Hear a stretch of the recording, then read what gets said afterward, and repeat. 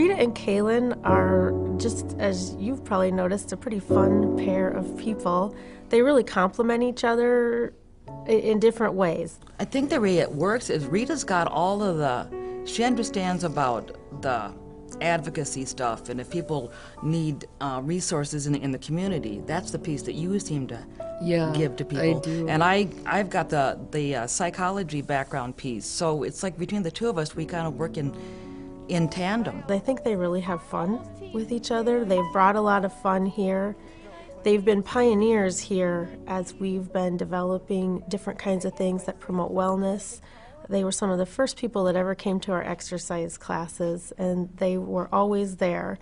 When I was diagnosed with depression, I was really in a dark hole, and I didn't think I'd ever come out of it, but I did, and I've had a lot of losses in my life. I lost my mom and dad and my sister to cirrhosis of the liver, and just coming here has really started bringing me out. I was very depressed, lying on my bed. My roommate goes, "Do something." And I said, "Me?" And she goes, "Yeah, you.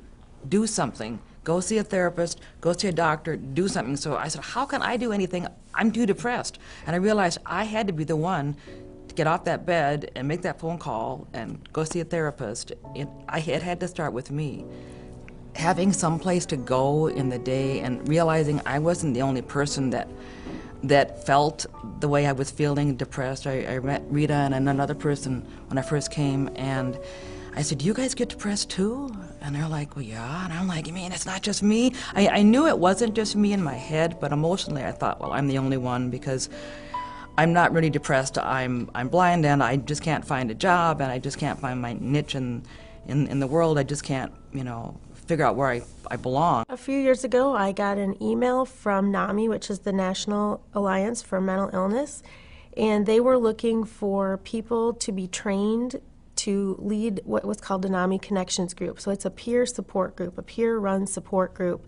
And when I got the email, I immediately thought of Rita and Calynn, that they would be great facilitators, great leaders, and that they would enjoy probably doing it together because they just were such a great team. If everybody could be mindful of that. Patty, if you'd like to. Rita and I are in the group saying, "Yeah, I've been depressed. Yeah, I'm depressed too. I have depression issues or whatever, anxiety, whatever." And so the group, it gives us more real validity. Like the people say, "You really do get it."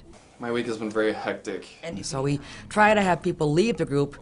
In fact, we always end the group right on a positive note. Yeah. And we use the group wisdom, all of the people in the group, to help each member out. Rita and I basically are just there to facilitate, to keep the group going on track, and we pretty much let the group run itself. A lot of times people talk about feeling very isolated and very alone and very hopeless, and I think that group brings people a lot of hope. I've always wanted to do a support group to help other people with mental health, and this NAMI Connection support group, it seemed like my prayers were answered. Looking around, that's a good boy. There you go, smile. I came from somebody who didn't want to leave the house, who was scared to go outside, to scared to go anywhere because of getting lost. Spent half my day on my bed, to a person that's out every day now and running this, helping her with this group, and starting another one over in another community program, and looking for more. So I'm out every day, and to get out every day for me was like, if I got out a couple times a week, I was lucky. So I have come a huge distance.